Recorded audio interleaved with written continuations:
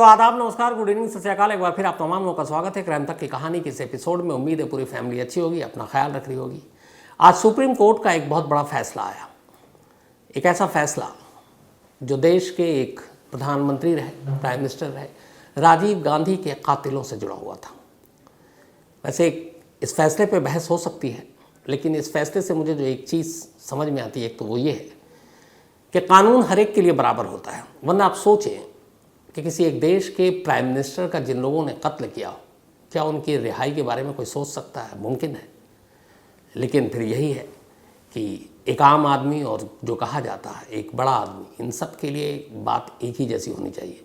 बहुत सारे ऐसे केस हुए हैं इस देश में जहाँ 20-20, 25-30 साल से लोग जेल में हैं और सुप्रीम कोर्ट ने उनको रिहा किया है। तो ये भी कुछ ऐसे ही मामला है।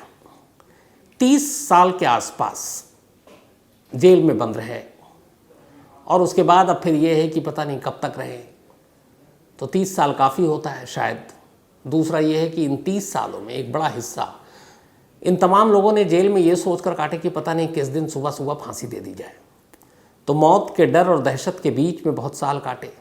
तो इसी पे सुप्रीम कोर्ट का कहना है कि इतने लंबे वक्त तक अगर फांसी नहीं हुई तो चलो फिर उम्र कैद में तब्दील कर दिया गया। अब उम्र कैद में भी 30 साल जेल में हो गए, तो 30 साल के बाद क्या छोड़ा जाना चाहिए।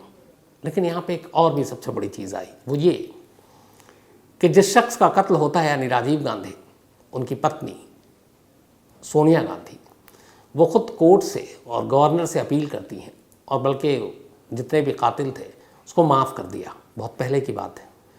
और उनमें से जो एक थी लेडी, उसको बाकायदा, वो चूँकि प्रेग्नेंट थी, उसने अर्जी दाखिल की थी। तो सोनिया गांधी ने यह कहा था कि उसे छोड़ दिया जाए। वो खुद उन्हें माफ़ करती हैं। ये सारी चीज़ें थी। लेकिन इसी साल मई में एक और फैसला आया। राजीव गांधी के हथियारों में से एक, जो सबसे काबिल, पढ़ा लिखा, जिसने जेल में रहते हुए 2-2 डिग्रियां हासिल की, गोल्ड मेडलिस्ट, उसकी रिहाई का आदेश दिया था सुप्रीम कोर्ट ने कि बहुत साल 30 साल जेल में रह गया, इसे छोड़ दिया जाए। और उसको गिरफ्तार क्यों किया गया था कि राजीव गांधी के कत्ल में शामिल जितने कातिल थे, जिस बॉम्ब से, ह्यूमन बॉम्ब ने अपने आप को उड़ाया था मनु ने, उस बॉम्ब के लिए 2 पेंसिल बैटरी और एक मोटरसाइकिल खरीदने का इल्ज़ाम था उस शख्स पर। तो पेरारीवलन इसी साल 18 मई को सुप्रीम कोर्ट ने उसे छोड़ा था। 7 लोगों को सज़ा हुई थी। सज़ा भी कैसे, निचली अदालत ने मौत की सज़ा सुनाई, फिर मौत की सज़ा बरकरार रही, फिर सुप्रीम कोर्ट ने इन सब की उम्र कैद की सज़ा कर दी और अब आखिरकार सभी के रिहाई के रास्ते खुल गए। सुप्रीम कोर्ट ने आज ये कहा है कि राजीव गांधी के जो कातिल 6, क्योंकि एक को पहले अभी मई में ही रिहा कर दिया गया था, इन सब ने 30 साल जेल में काट लिए। 30 साल एक लंबा वक्त होता है। जेल के अंदर इनके चाल चलन, इनका आचरण भी ठीक है। इसीलिए संविधान का हवाला देते हुए उन्होंने इन सभी 6 को रिहा करने का हुक्म दिया। सुप्रीम कोर्ट के जज थे BR गवई और जस्टिस BV नागरत्ना। इन दोनों की बेंच थी, खंडपीठ थी, और इन दोनों ने ये फैसला सुनाया और उन्होंने कहा कि इन सबको छोड़ दिया जाए। राजीव गांधी का कत्ल कैसे हुआ, इसकी साजिश कैसे रची गई, ये पूरी कहानी मैंने इसी कहानी के एपिसोड में आपको सुनाई। और आज आखिर में कहानी के वो लिंक दोबारा मैंने कहा है, वनिता को वो डाल देगी। तो जिन लोगों ने नहीं सुनाई है, पहले ये कहानी सुन लें, उसके बाद उस लिंक पर अगर जाएंगे तो राजीव गांधी का कत्ल कैसे हुआ, कैसे साजिश रची गई, पूरी डिटेल में आप वहाँ सुन सकते हैं। हल्की सी बात बताते हुए फिर आज की कहानी पर आगे बढ़ता हूँ। 21 मई 1991, 21 मई 1991, तमिलनाडु का श्रीपेरुम्बदूर इलाका, राजीव गांधी एक चुनावी रैली में हिस्सा लेने के लिए गए। वहीं पर एक सुसाइड बॉम्बर आती है, वो पैर छूने के लिए झुकती है, कमर पे उसके बॉम्ब बंधा हुआ था, बारूद। और इसके बाद एक धमाका होता है, बहुत तेज़ धमाका। इस धमाके में कुल 18 लोगों की मौत हो जाती है। चूँकि राजीव गांधी के बिल्कुल वो नीचे झुकी हुई थी और राजीव गांधी का चेहरा उसके सर की तरफ था, पीठ की तरफ था, तो सबसे ज़्यादा नुकसान राजीव गांधी को हुआ। उनकी लाश की शिनाख्त भी उनके पहने हुए जूते की वजह से हुई और घड़ी की वजह से। तो 18 लोगों की जान गई। इसके बाद सबसे पहले जो पेरारीवलन था उसको गिरफ्तार किया गया, फिर एक एक करके बाकी लोगों को गिरफ्तार किया गया। करीब 18 लोग गिरफ्तार हुए थे। फिर मुकदमा चलता रहा। इस मुकदमे के दौरान करीब 288 विटनेस को कोर्ट में बुलाया गया। इसके अलावा उन सब से जिरा हुई। 1477 अलग अलग दस्तावेज डॉक्यूमेंट्स कोर्ट में सबमिट किए गए, जो करीब 10,000 पन्नों के थे, 10,000 पन्नों के सारे दस्तावेज थे। 1180 अलग अलग नमूने थे, सबूत थे, वकीलों की दलीलें थी, बहस थी, जिरह थी, और इसके बाद फिर लंबा केस चला और आखिरकार अदालत ने इनमें से 7 लोगों को सजाए मौत सुनाई थी। इन 7 लोगों में एक तो प्रेवलन था ही, एक मुरुगन के अलावा उसकी पत्नी नलनी, इसके अलावा संथन, रविचंद्रन, जयकुमारन, प्यास, ये सारे लोग थे। अब जैसा मैंने बताया कि मई में ये हुआ कि प्रेवलन को कहा गया कि सबसे कम सबूत इसके खिलाफ थे और डायरेक्ट ये एविडेंस नहीं था, कि इसे पता नहीं था, ये असल में बाद में सीबीआई ने कहा कि जो इसने बैटरी खरीदी थी जो बॉम्ब में यूज़ हुआ, उसके बारे में इसे जानकारी नहीं थी, क्योंकि इसने दोस्ती में दी और एक मोटरसाइकिल दी। तो इन सारी चीज़ें थी। अच्छा, बेहद पढ़ा लिखा शख्स, पढ़ने लिखने वाला। जेल के अंदर 1971 में ये तमिलनाडु में ही पैदा हुआ था प्रेवलन, और 1991 में जब उसकी गिरफ्तारी हुई थी तब वो इलेक्ट्रॉनिक्स और कम्युनिकेशन में इंजीनियरिंग कर रहा था, पढ़ने लिखने में बेहद तेज़।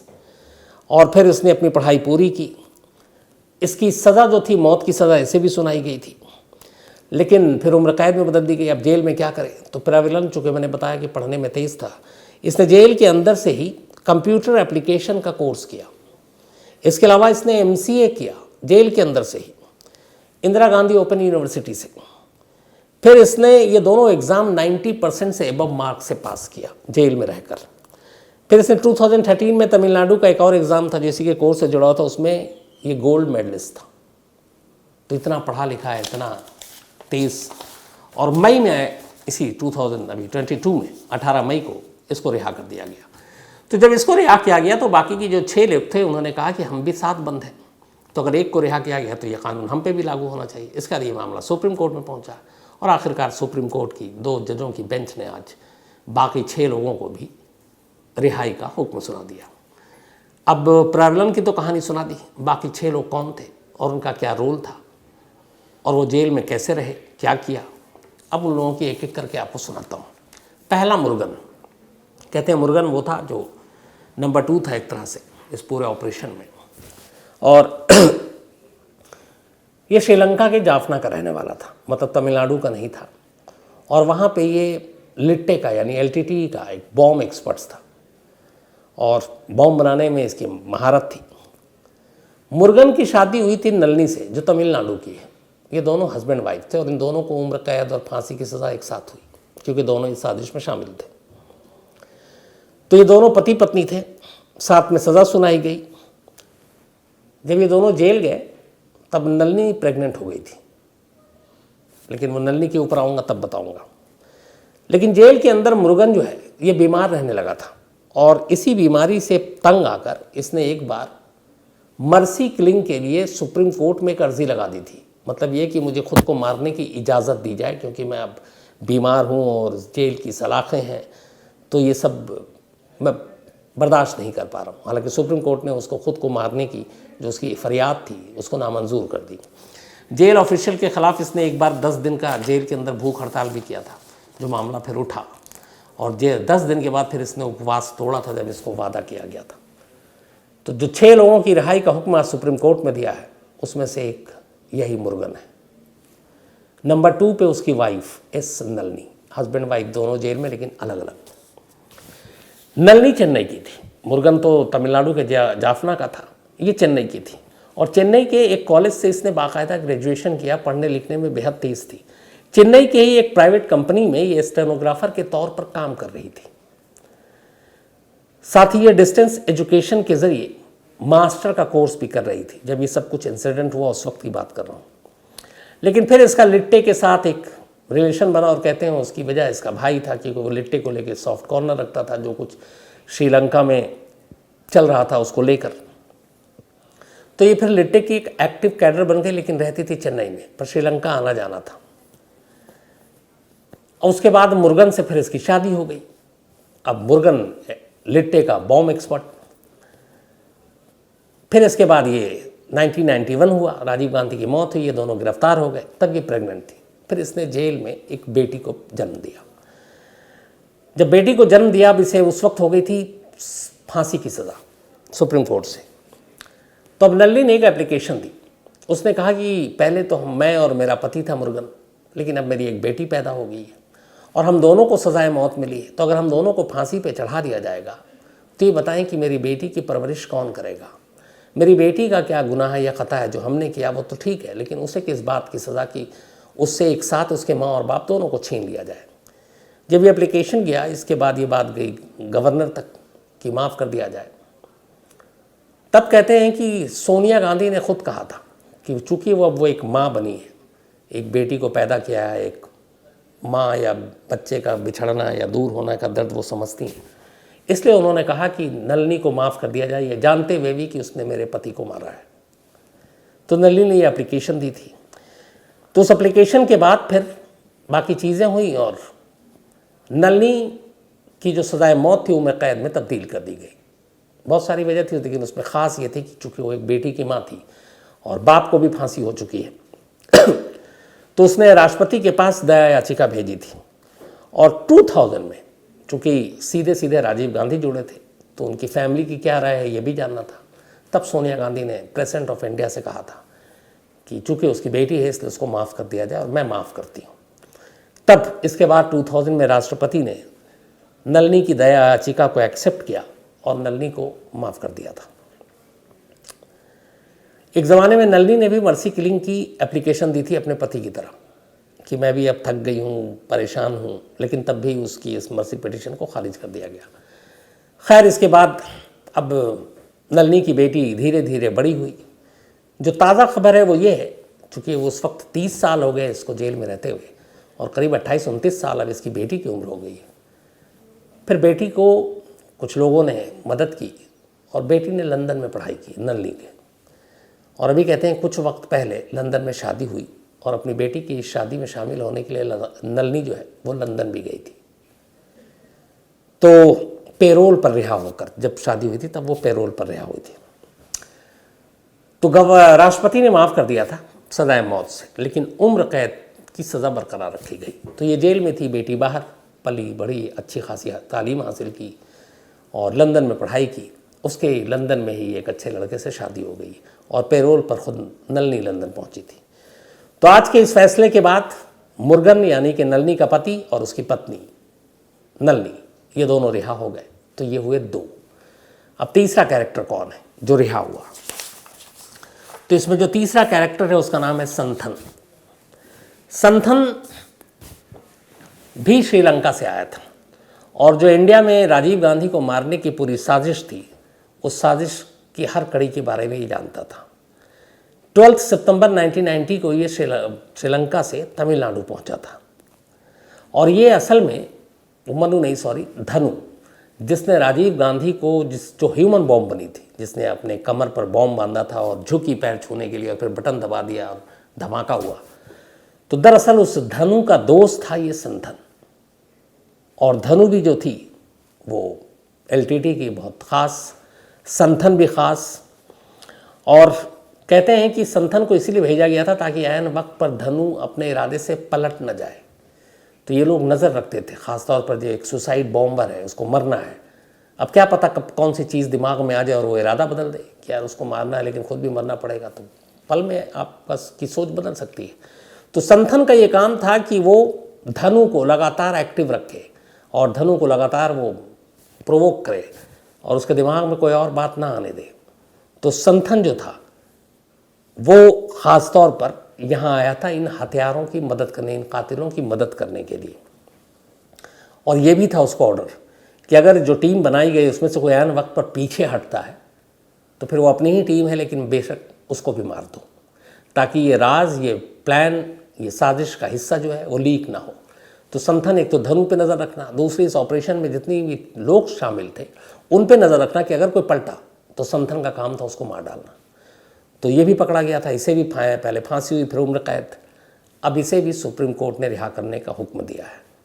तो मुर्गन, नलिनी तीसरा हो गया संतन। अब चौथा कैरेक्टर कौन है? चौथा कैरेक्टर है पी रविचंद्रन। पी रविचंद्रन ये भी एलटीटीई का एक ख़ास एक्टिव मेंबर था और ये बाकायदा हथियारों की ट्रेनिंग देता था श्रीलंका में, और ट्रेनिंग लेकर ही यहाँ आया था ताकि बाकी लोगों को ट्रेनिंग दे, ऑपरेशन में कुछ और हो तो फिर ये बीच में इसका रोल था। और इसको असल में यहाँ पर जो मुलाकात और इसको लेकर आ गया था वो शिवरासन था। शिवरासन ने ही इसको मिलवाया था और इस ऑपरेशन में शामिल किया था। शिवरासन अब कौन है आप पूछेंगे, तो शिवरासन असल में इस पूरे ऑपरेशन का मेन इंचार्ज था मुर्गन के अलावा।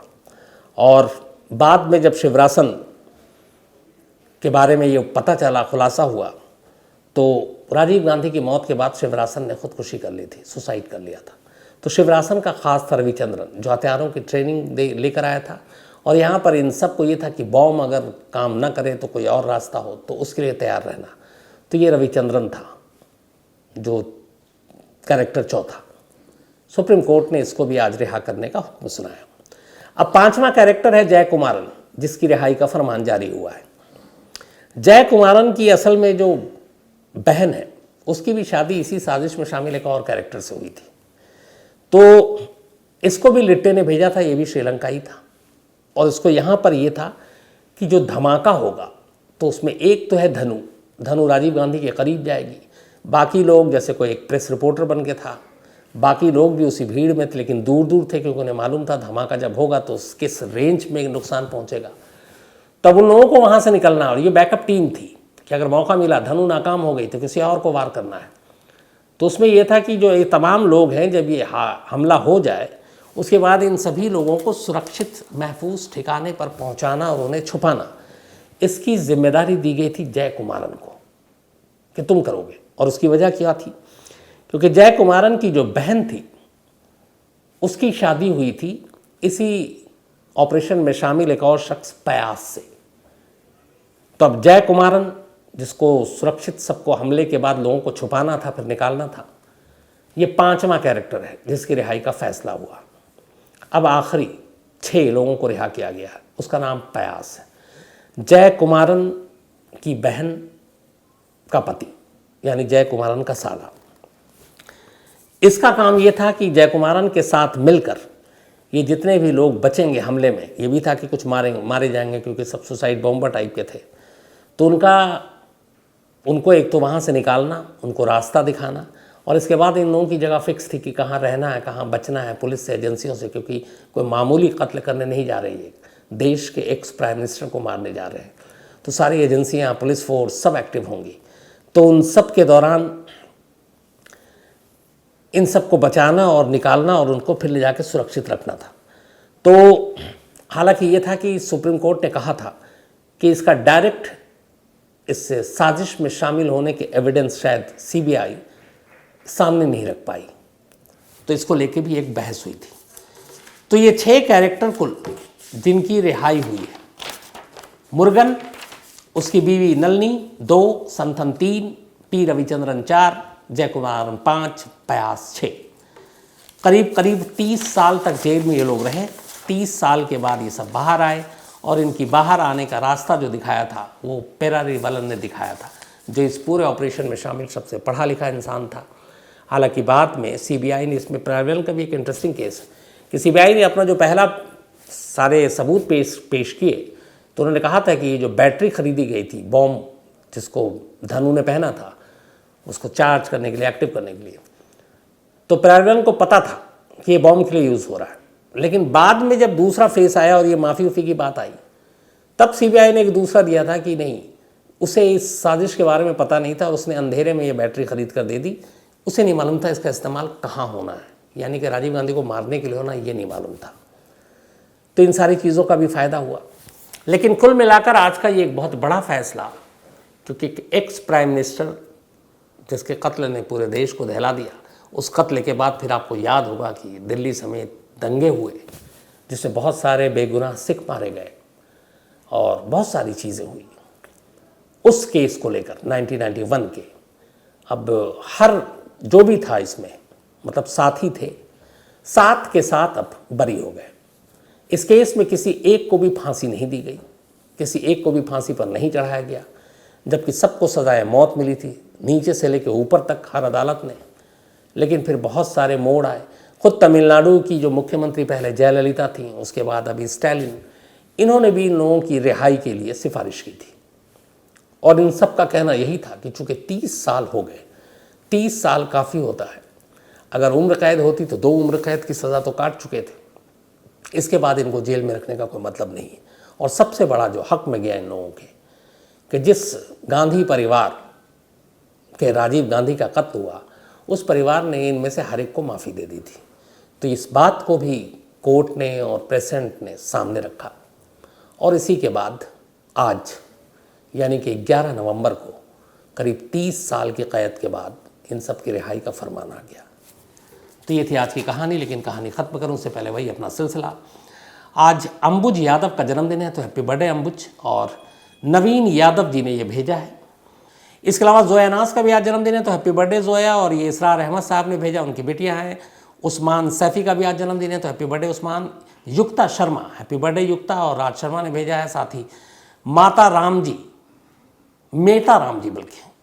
जी का भी आज जन्मदिन है, तो हैप्पी बर्थडे मेता राम जी। और ये दादा हैं दिलीप पंवार के। साथ ही अनुप्रिया माझी, इनका भी आज जन्मदिन है, तो हैप्पी बर्थडे अनुप्रिया। और भुवनेश्वर से हैं ये। चेतना पंचाल, इनका भी आज जन्मदिन है, हैप्पी बर्थडे चेतना। और ये वाइफ हैं अमित पंचाल की पत्नी यानी। तेजस्वी यादव, इनका भी आज जन्मदिन है, हैप्पी बर्थडे तेजस्वी। एक बिहार में भी तेजस्वी हैं। हरिकेश यादव जी ने भेजा है। साथ ही राधा किशन का भी आज जन्मदिन है, हैप्पी बर्थडे राधा किशन। और गणेश रॉन हिटमैन ने भेजा है। इसके अलावा आरती और राजीव की आज एनिवर्सरी है, हैप्पी एनिवर्सरी आप दोनों को। और प्रीति शर्मा ने भेजा है। निशु एंड नरेंद्र, इनकी भी एनिवर्सरी आज, तो निशु और नरेंद्र आपको भी बहुत बहुत बधाई। और सुरेंद्र और रेनू ने भेजा है। इसके अलावा फैयाज शेख राजीव गांधी की आज की कहानी सुनना चाहते थे। साथ ही पूर्णा राजभंशी, और इसके अलावा मयंक चतुर्वेदी एक कहानी की फरमाइश की है। आबिद मुजवार सूरत से हैं, 2 कहानी की फरमाइश की है। Suraj Lal, thank you so much आपके मेल के लिए, और एक कहानी की फरमाइश की है। इसके अलावा दिवाकर कुमार जी ने कहानी की फरमाइश की है। Jeevendra Kumar ji, thank you so much आपके मेल के लिए, बेंगलोर से हैं। इसके अलावा Nilisha Desai, thank you so much Nilisha, बल्कि नीलिशा। और आपने जो करेक्शन की तरफ कुछ गलतियाँ करता हूँ ध्यान दिलाया, उसके लिए भी दिल से शुक्रिया। साथ ही Poonam Jain, thank you so much. Prabhat Singh एक कहानी की फरमाइश की। अंकित, इसके अलावा इमरान अली, कपिल सोनी और सरताज अहमद साहब ने एक कहानी की फरमाइश की है। तो आप तमाम लोगों का शुक्रिया। अब आपसे मुलाकात होगी कल रात 9 बजे किसी नई कहानी के साथ। तब तक अपना ख्याल रखिएगा। Thank you very much. और हाँ, आखिर में राजीव गांधी के कत्ल की जो कहानी सुनाई थी उसका लिंक होगा, जिन लोगों ने नहीं सुनी है आप ज़रूर देखें कि उस कत्ल की प्लानिंग कैसे हुई, साजिश कैसे रची गई। तो बहुत बहुत शुक्रिया। Thank you very much.